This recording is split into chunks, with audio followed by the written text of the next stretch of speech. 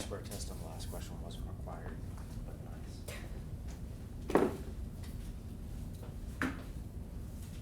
That was above and beyond what was actually asked. But as I was thumbing through them, I was like, okay. No, that's exactly how you should treat those data.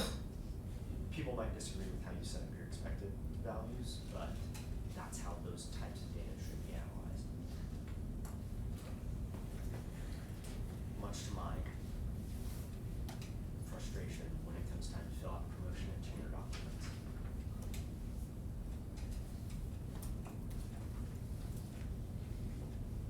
That was actually one of my course evaluations from evolutionary ecology one semester.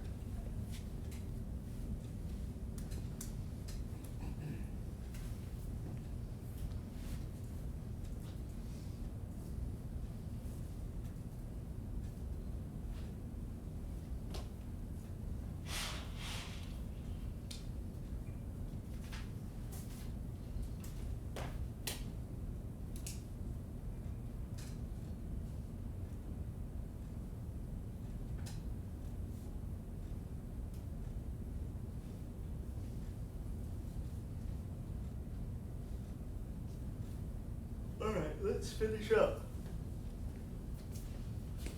Turn them in.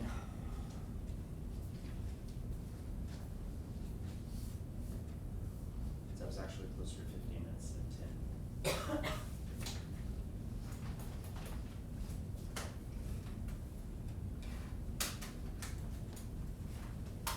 Steven, you done? Grace and Bryce.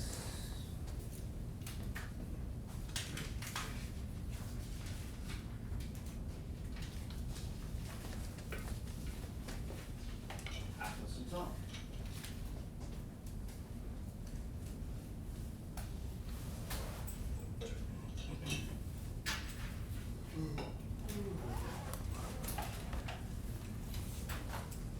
I did it.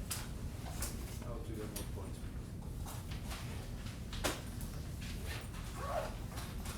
All right.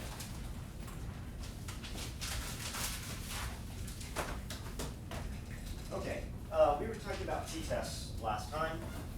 Any questions on what we covered before the test, or can you even remember that far back?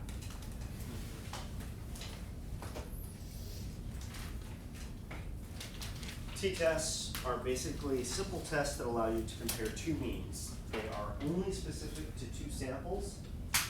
They have all of the same underlying assumptions that you have to make about any statistical test, that the data are independent,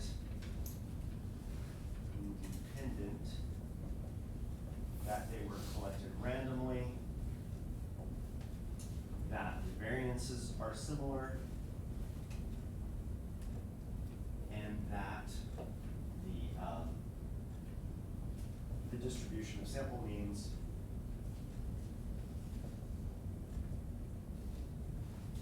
can reasonably assume to be normally distributed. And these are the common assumptions that you'll see on any statistical test. Can you name each element of this formula? We haven't done this formula yet. I just put it up there Okay. to remind us. The formula that we've been working with Oh yeah, I have. is this formula. This is basically just the difference among the means. D can stand for difference, and then this is just the standard error of those differences. And so this is just a shorthand that is especially useful for a paired t-test. But if you're doing a regular t-test, this is the formula that these are the formulas that you would use. So this big thing is the denominator down here. This is just one mean minus the other mean. So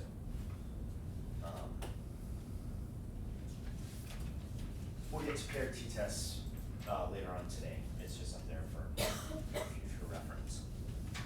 So these are the standard assumptions for any parametric test.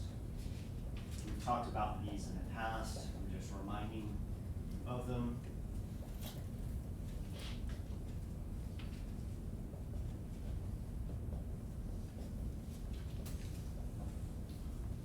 So there of them. These two you take care of when you go and gather your data. These two are all dependent upon whether your data turned out that way. And so you always want to design data collection such that you assure that these two things happen. And then occasionally you get samples where the variances aren't similar. We saw an example of that in class. That example appeared again on the test because you had skew in one of the data sets, in one of the subsets of the data. And so you hope that these two things are true. This should be true for large samples because of what? Because of the central limit theorem. So we can rely on the central limit theorem to say but occasionally if we have sample sizes that are large enough. The times that we can't rely on the central limit theorem is when we have small sample size. So really, this is the one here that usually comes up and gives us problems when you have two samples that are not similar in their variances, and we demonstrated some time ago why that causes problems. We worked through the sheep data, looking at worms in sheep that were untreated for worms and treated for worms. What we ended up finding is that they were not different from one another. And then I don't remember, did we look at the snail fecundity data set before the exam? Didn't show us again. See. Okay. I don't think we did. I think we stopped here, if I'm recalling correctly. Yes, I think so. So we worked this one out by hand on the board. So you should have the hand calculations for this on the board. What I want to do is I want to go to R and start spending some more time with R. So on Moodle, in today's folder, there's an R script. It's called T-Test 2020. Go ahead and pull that up on your computers.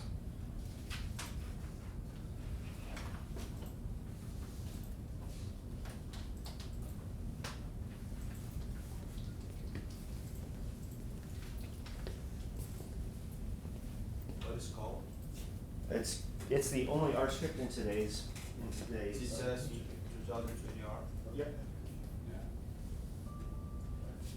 You're going to need both data files that are in there.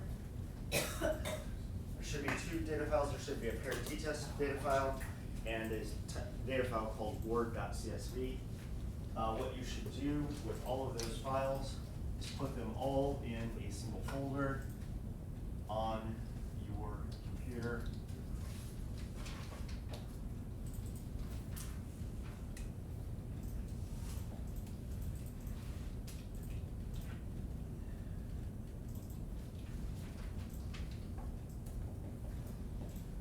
That's what they're called. Not R.CSV. Put them all in one place so that they're all accessible to you. Remember, one of the things about R is if you open R from the R directory, it's looking for things in the R directory, and then you have to tell it where your data live on your computer in order for it to go and find those data. So, everybody have it up? Nope. What's the problem, Bryce? I'm just You're trying to log in. Okay. Oh, still trying to log in. Well, that's not any fun. Yeah.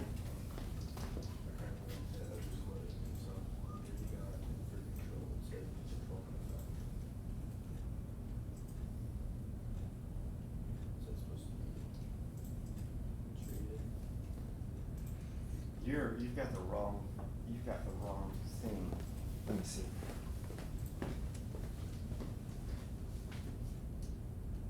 Oh yeah, there's not supposed to be a control there. That was from a previous data file. Gotcha.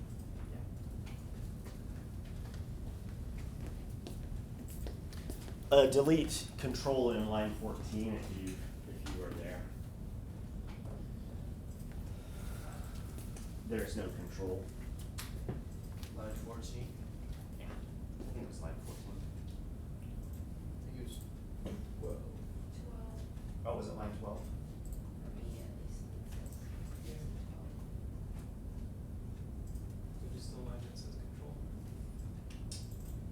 guys are in today's folder from Yeah. the, right, that's the one you've done? Okay.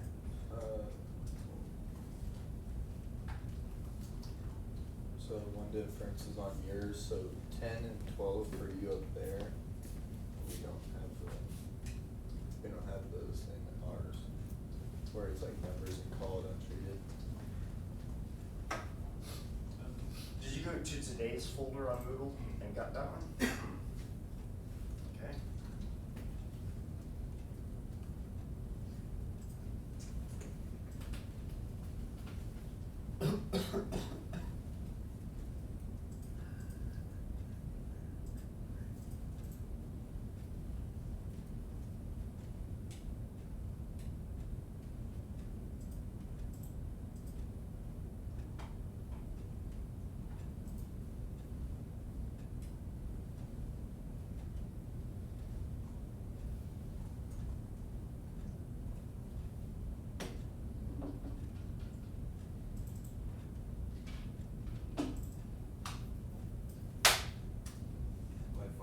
Wi-Fi is not running. Oh, I know what the problem is. Because I blew things up, and so that you can read them, I've split some of my comments into 2 lines. That's why our line numbers aren't working out. What's the problem?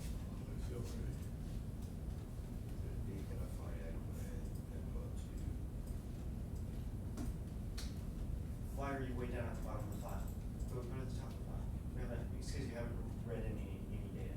So run the first line, see if it runs. No. Do Control Enter when you want to run something. Control Enter. Yeah. It's running fine. This one might not run because you might not have that one. No, you have it right.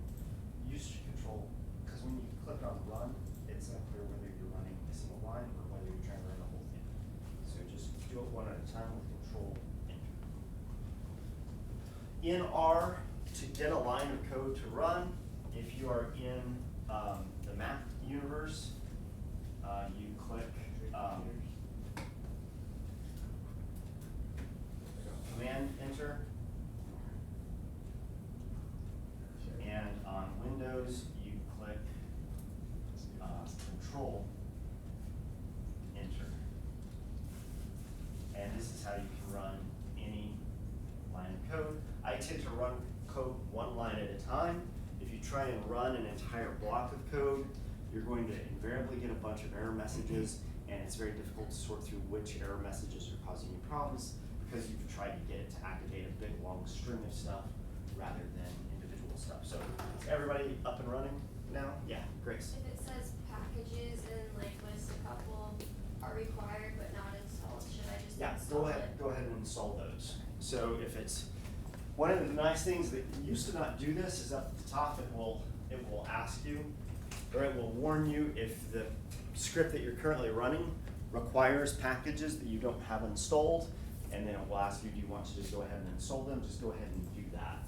And then they'll be available to you once you are ready to use them. Here at the beginning of the semester, you guys are going to be installing a bunch of packages because your versions of R on these machines are basically unused. We're the first people to use them. So today and the next couple of weeks might be on the slow side as we wait for packages to get loaded. If you get that error at the top, if you get that message at the top, just go ahead and install those packages now. And it will take a couple minutes because it's going to download stuff. And Grace, is yours done? I Installed? believe so. Everybody installed? Yeah.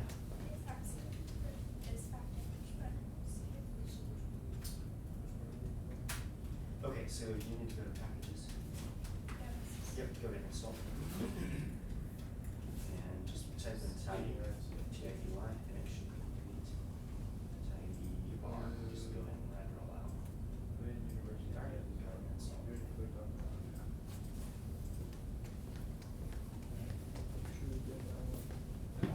Yeah. Which thing are we running? Which part of it are we running? We're gonna run the whole thing by the time we get done, but just hang with me line by line. Yep. A useful tab to you is the tab labeled packages over here on the right. So normally RStudio arranges itself in 4 different panes. Usually my lower right hand pane down here is set on the plots tab because I'm interested in seeing the plots that I generate. But also useful in this window is packages. This shows you all of the packages that are currently available on your computer, and it also has checks next to the ones that are activated. And so I've got base R running, I've got datasets running, I've got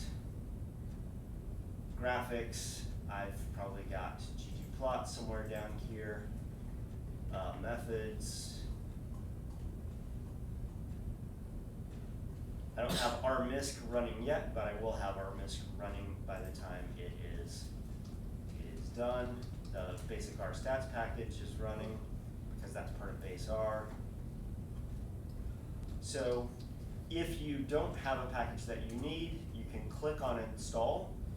And let's say that I needed tidyr, which is one of the ones that you're going to need. You type it in there, it will give you a list of all the packages that start with the things that you start typing. So seldom do you have to enter the entire name of the package in. You can just choose it from the drop-down list, and then once you have it in there, you can click on install and it will go through the install routine for you. What is the name of the package? tidyr, but if you clicked at the top where it said you need these packages, it should have already done it for you. And once again, you can see if it's available to you by just going down to T and see if it's there. If it's there, it's available to you, but it doesn't have a check because it hasn't been activated yet, because we haven't got the money that we need that yet. Okay. Up here, because I've already been doing some things that you will be doing, there's an environment of things that I've been working at. It's nice sometimes to have this available to you because you can see, for example, I have a fecundity data set that has 2 variables and 79 observations. The fecundity variable, the fecundity data set is basically 2 zones of egg data from one of the examples in your book, Ward, which is in the chapter that deals with t-test. One of these zones has 42 observations. 42 observations. The other one has 37 observations, which is how we have 79 observations. And it gives me that right there. And so your environment is basically kind of what sorts of things have you been doing and what's available to you. History basically provides a history of what you've been doing since you've been logged on this morning. This was me before I came to class this morning. So you can clear your history if you want by basically just hitting the sweep button so that you can now say, well, I'm not really interested in all the other things that I was doing. You see that I also swept out my code here, and in plots, I also swept out earlier today all of the plots that I had generated so that I'm starting with a clean slate. So the first thing that you always want to do in R is make sure that you're operating in a place where all of your data are found. So activate that first line of code. What it should give you is it should give you the path to where you are working. If you're working in documents and that's where your R script is and that's where your data are found, fine, that's fine. You want to make sure though that where you are is also where your data are found. Otherwise, you have to use set working directory, set WD.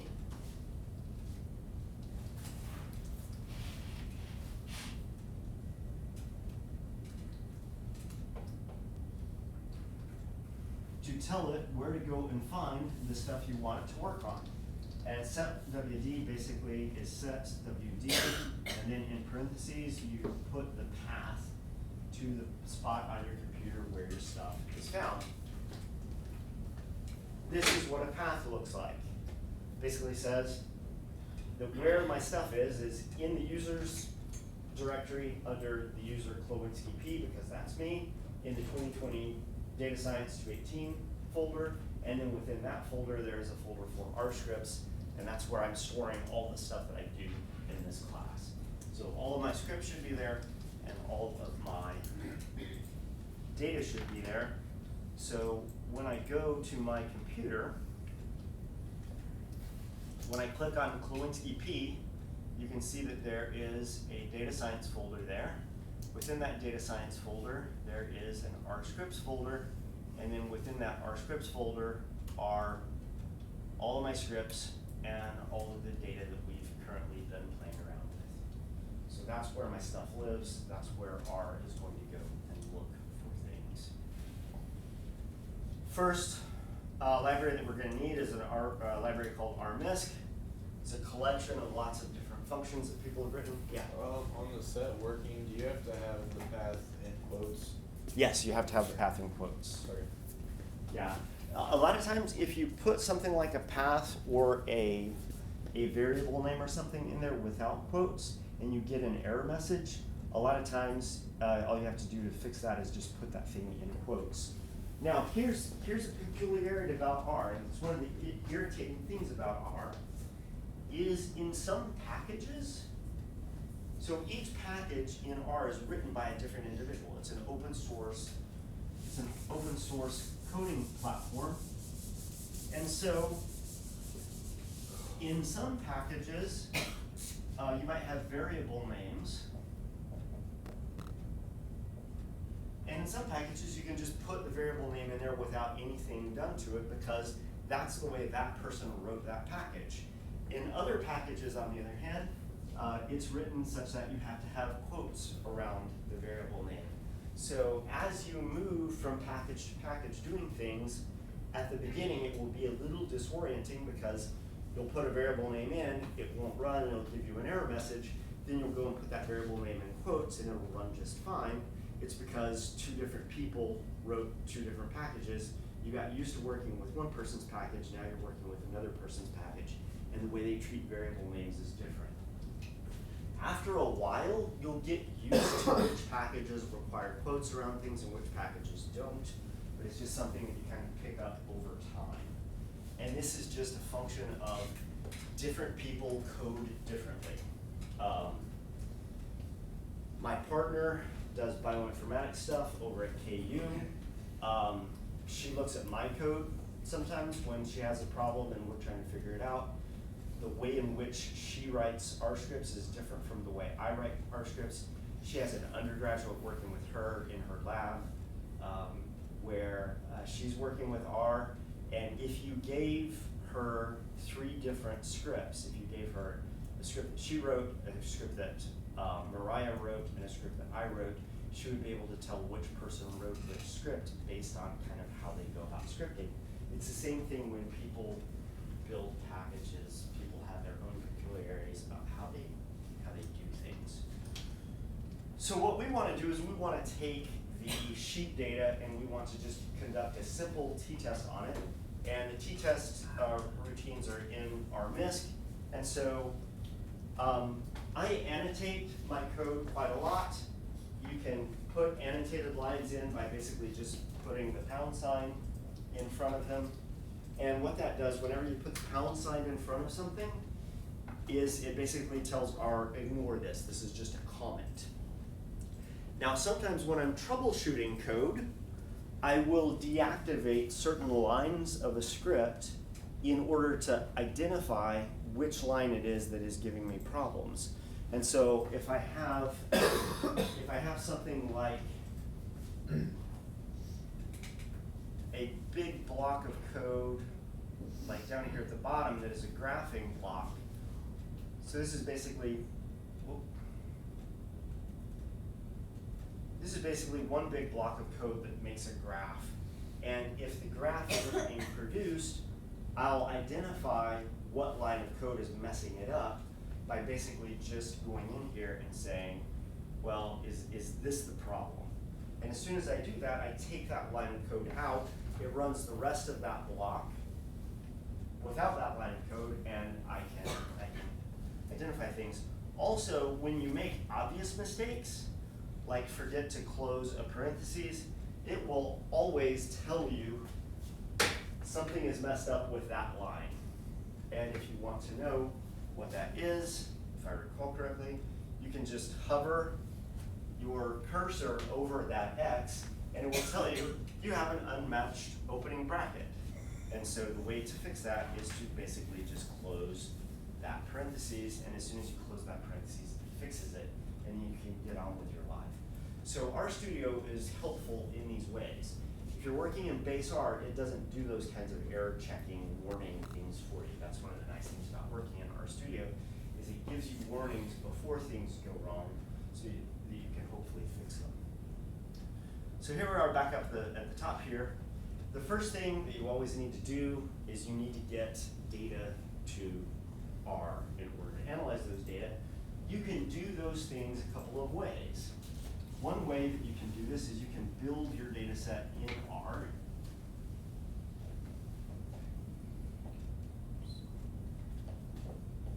And this is fine for small data sets, but as soon as you start getting big data sets, you don't want to do it this way. The other way is to build your data set someplace else.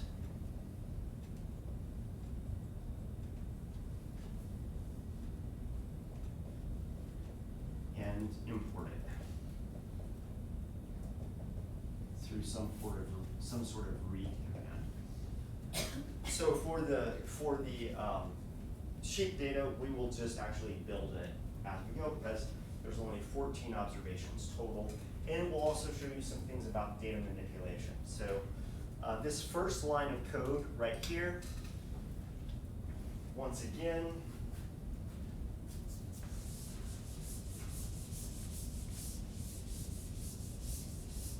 in R, what is this called? Maybe call it. It's formally called the assignment operator.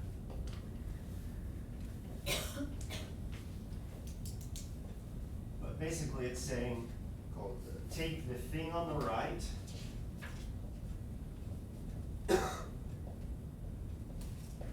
and assign it to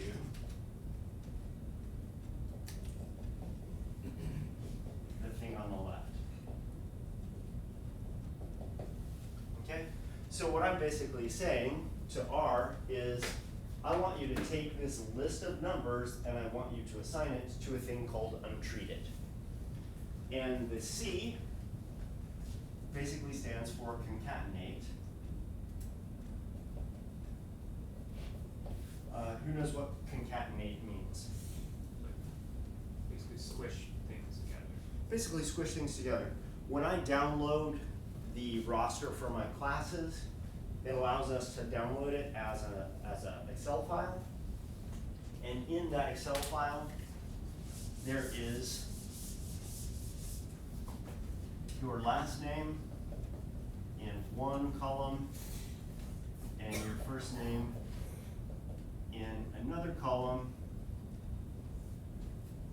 I ultimately want to have your last name and first name in the same column. And so in Excel, in the third column, I write a formula that I call name. And this formula is basically equals concatenate. And then I put in parentheses your first name column, whatever that is, that's E1, comma. I put in parentheses, or in quotes, a space, then another comma, and then I put A1. And then what this will do when I click return is it puts Bryce's name, Ghy, right? Like a regular name. And so it just puts things together. And so what this is doing is it's creating a concatenated list of these numbers, and when we run that, what you get down here, so this is your script, this is what you're actually running. When you get down here, it basically says, I ran that script, and now I'm waiting for you to tell me what the next thing is. If you run a line of code and you don't get an error, you can assume that R did what you asked it to do, and you can just go on to the next thing.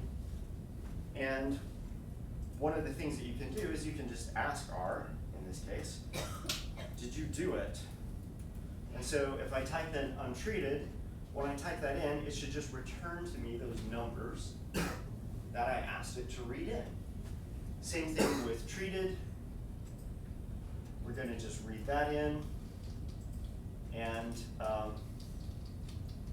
we'll ask it to verify what it did. So a lot of times, after I ask it to do something, I will then verify whether or not it did it, because I do not trust computers, I do not trust R. So you will see in my scripts, oftentimes, I ask it to do something that I check to see that it did it, I ask it to do it, and then I check to see if it did it correctly. And so we have down here at the bottom, we have the untreated data, then we read in the treated data, and we got the treated data back. So now it has a data set. And the reason that I can just basically read these data in as two unrelated vectors, they're not in a data frame, they're not linked to one another in any way, is because the t-test is really simple in terms of how do you call it up. All you need is two vectors of numbers. And so this is the script for basically how you do this. Get rid of alternative less.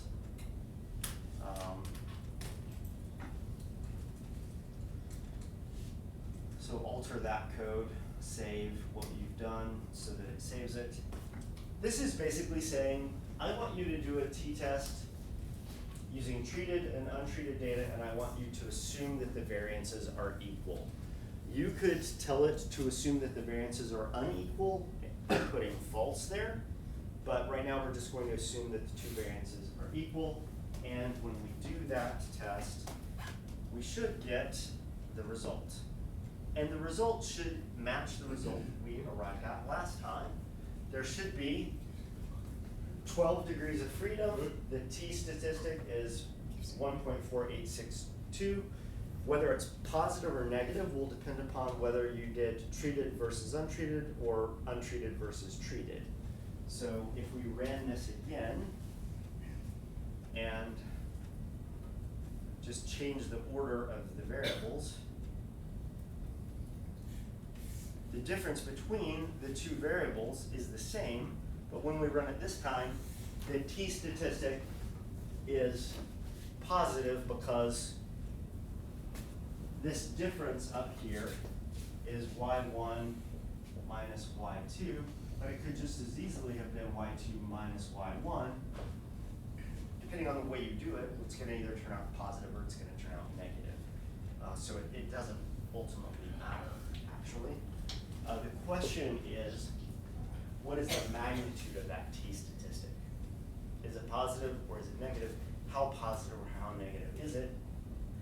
12 degrees of freedom should be the degrees of freedom that we're looking for, because remember the degrees of freedom for a t-test is n1 plus n2 minus 2.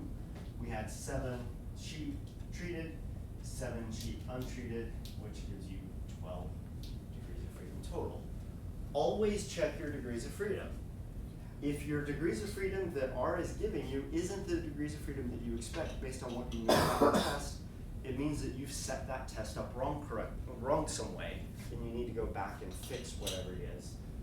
And so degrees of freedom is one of the first things that I look at typically. So this gives you everything that you need to have. You have the t-test, you have the degrees of freedom, you have the p-value. Remember with the sheep data, we found that untreated and treated were not different from one another, so you can go back and compare these numbers to the numbers that you got when you worked it out by hand. It gives you the mean of, in this case, it would be untreated and treated. And so there were fewer worms in the treated group. There just weren't fewer enough for it to appear as a statistically significant result. And that's what the p-value say that treated and untreated are different, but you run a 16% chance of saying that they're different when they're not, because that's the observed type 1 error rate.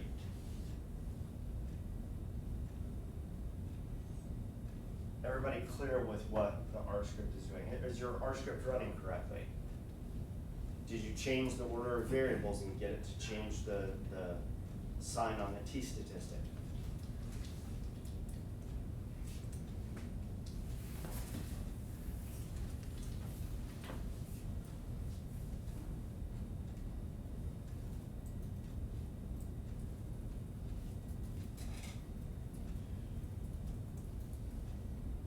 So right now in R, we have these two variables that are just unrelated strings of numbers. We can get these strings of numbers into the same data frame if we want. R typically works on data frames. It's just a data frame is R's way of referring to a data set that is all one cohesive thing. And one of the ways that we can do this is we can use the command cbind. In this case, C, in this case, doesn't stand for concatenate. C stands for column. And so this is column bind.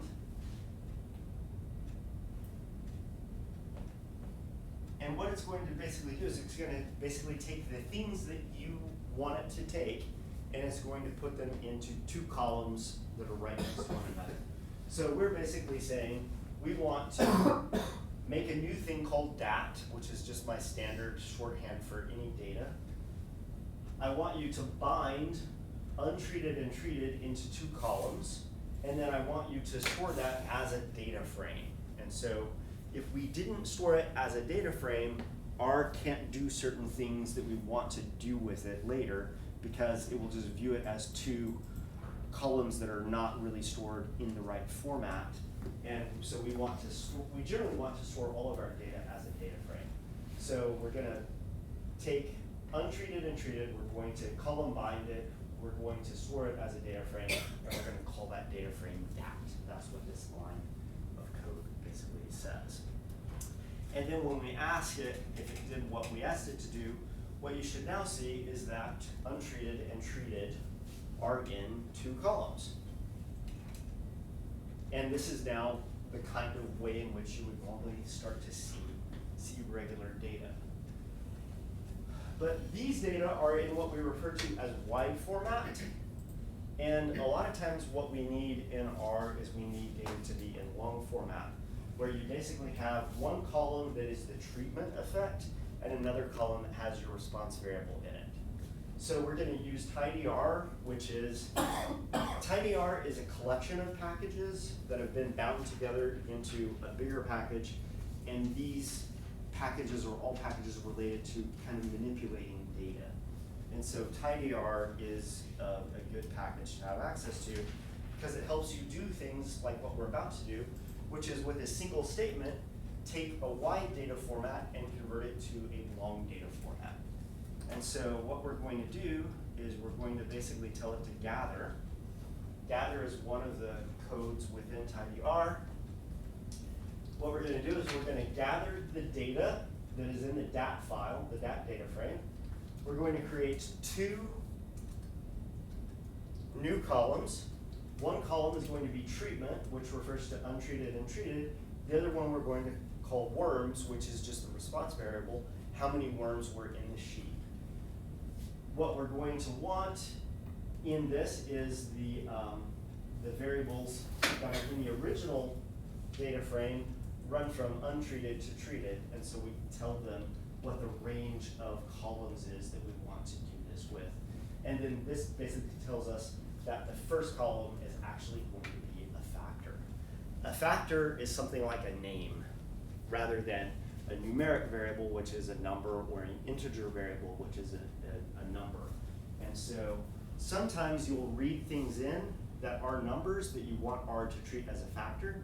You can tell R to treat numbers as factors, but generally it assumes that if it's a number, it needs to treat it as a number, and if it's text, that it will treat it as a factor. And all this is basically telling you is that when you see text, treat it as text. So when we do that, we don't get any error, and when we get the data file, we see that it has taken that wide format and it has converted it into a long format. We have all of the untreated data, then we have all of the treated data, and then this column is just the response variable. So within R, even if you get data that isn't in a format that is useful to you, there are tools that you can use to manipulate data sets to convert them into data sets that are useful to you. Yeah. Where it says untreated colon treated, if you flip that, Yeah, you got your treated ones on the top and your untreated at the bottom. I actually don't know. Generally, what you want to do with these things is you want to put them in the order of the columns in your original thing, because this is defining a range of columns. Okay. So if I had, I was just trying to figure out how, if Yep. for some No, reason no. you wanted treated on the top of the list, how would you?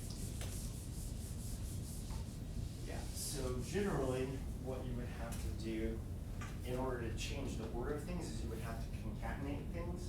So for this gather, let's say that you had a data set that had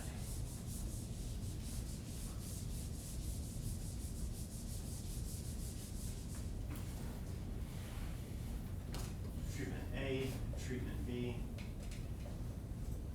treatment C, treatment D. But you, for whatever reason, only wanted treatment A, treatment B, and treatment D. You would basically ask it to gather the data file.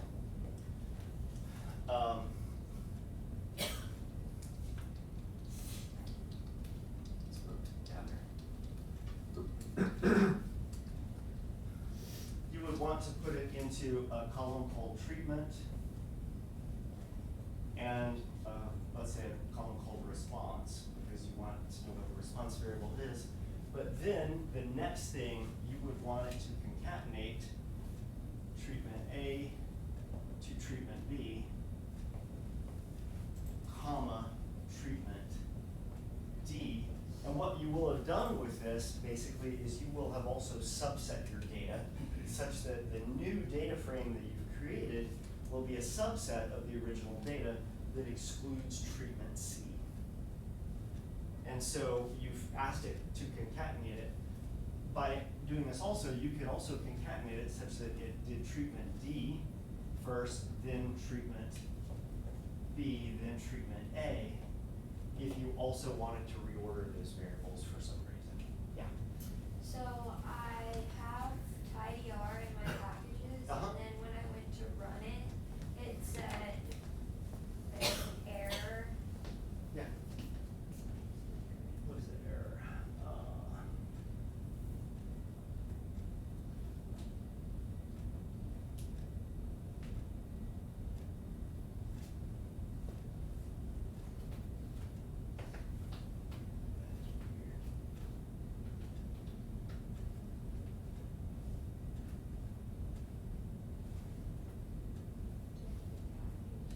That's what it looks like.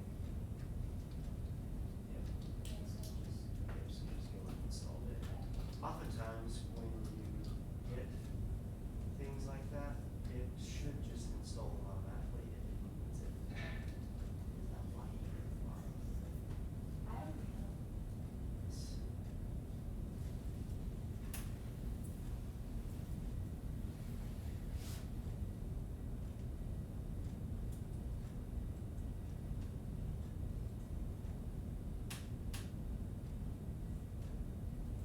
Try that again.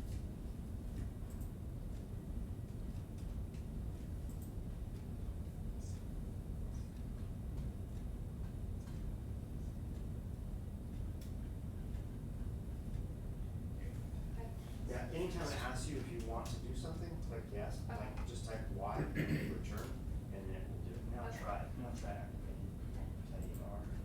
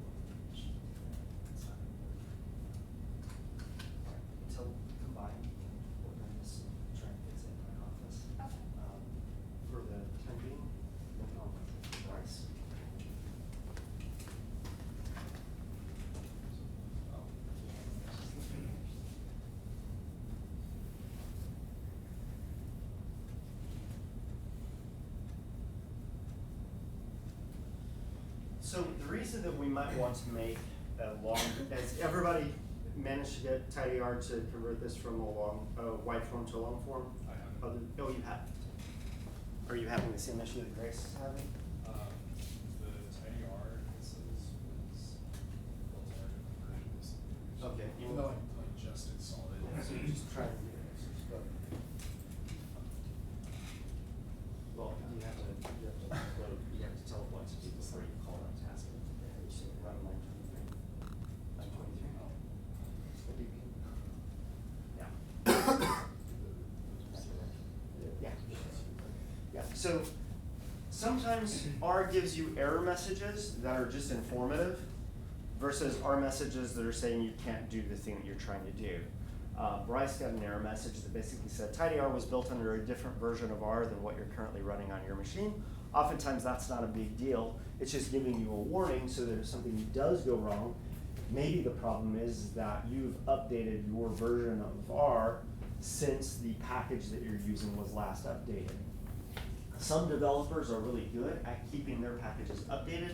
Other developers are not so good at keeping their packages updated.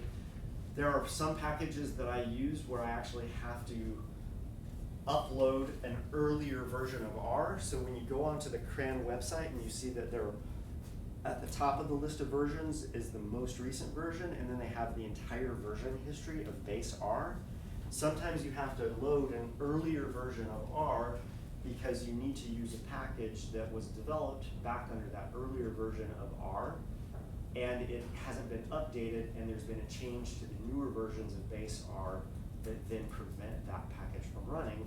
It gives you that message so that if you have that problem, it tells you what version of R that package was developed under. So if you have to go back and upload or download an earlier version of R, you know which version of R to go and get. So some errors in R are informative, other errors in R are catastrophic. You need to learn to ignore the informative ones and pay attention to the catastrophic ones. And I'm using catastrophic in a hyperbolic sort of way, but catastrophic meaning that it's an error that indicates to you that R is not about to do what you're going to ask it to do. So one of the things that we want our data in long form for is because sometimes we want to get summary statistics for the various variables that we have, and it handles this in long form better than short form. So CI-plot is just my general name for a confidence interval plot. So you're going to see CI-plot in my scripts a lot. You could just as easily have called this Bob if you wanted to. It doesn't really matter. But basically, I'm going to take the data that are in the long form of the original data. I'm going to look at the measured variable worms, and I'm going to look at the group variables treatment, and I'm going to use a package, a routine called summary SE to give me the mean, the variance, the standard deviation, standard error, and the 95% confidence interval. This is one of those situations where the person who built summary SE puts his variable names in quotes.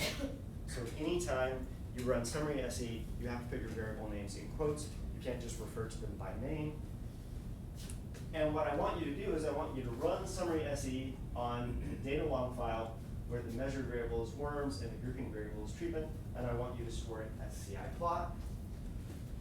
When I do that, I get no error message. Let's see if it actually did it.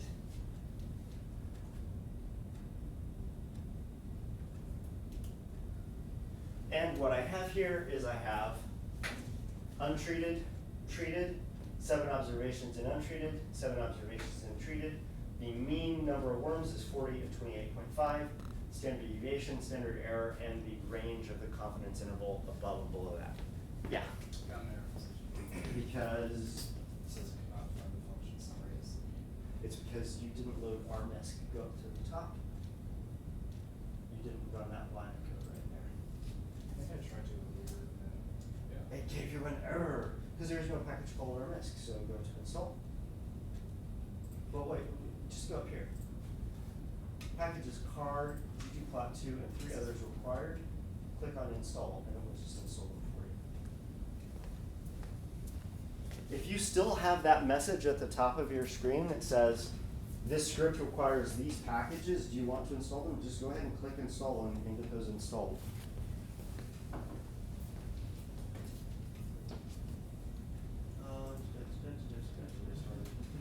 Yeah, restart. Sorry.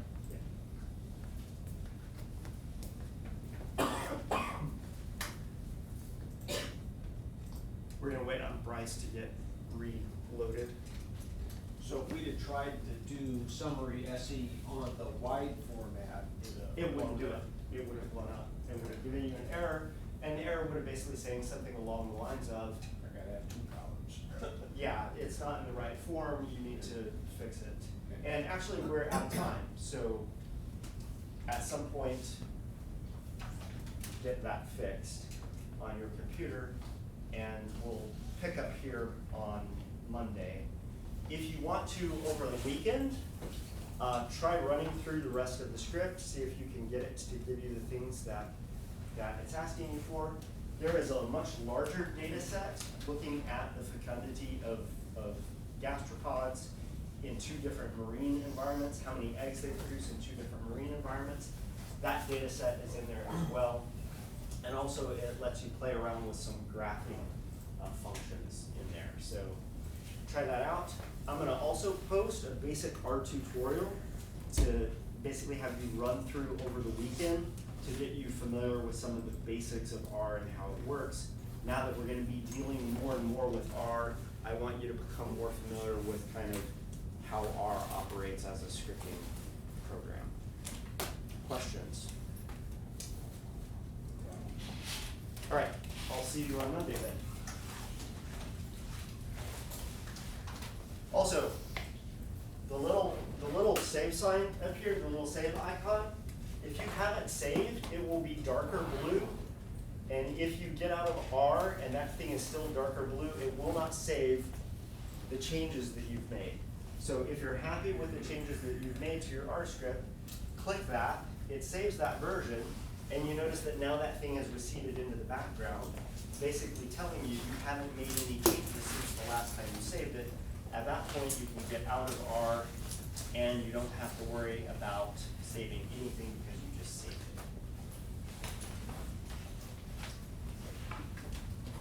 it. This whole t-test thing, the 2 samples don't have to be the same size. No, they don't. We're just trying to understand the meanings of each one of them. Yep, they don't have to be the same size. If the sizes start to get too disparate, then you have the variance estimate because you divide your variance by sample size. In which case you would take that equal variance, that var dot equal, and instead of equals true, you would say equals false, and then there's a correction that will allow you to do it with unequal variances. So there's an unequal variances correction for it. But Do you wanna look at this now or another time? we can look at it now if you want. What I'm basically going to do, that you could also do yourself if you want, is I'm going to uninstall R and then reinstall R. Okay. Oftentimes, the only way to fix those recurrent problems is just to wipe it out and put it back on. Okay. But we can do that in my office if you want. But that's my next thing. And the reason I didn't try and fix it more is because I knew that this would probably be what was needed to be done. Okay, yeah, I'm not sure how to